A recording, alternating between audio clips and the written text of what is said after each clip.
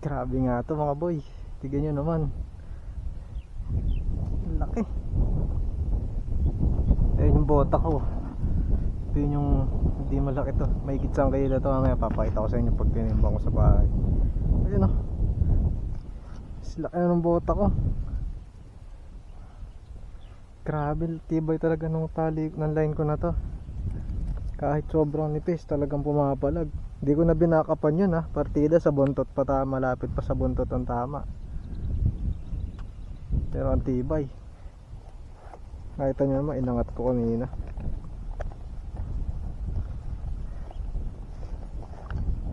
Grabe, salamat po.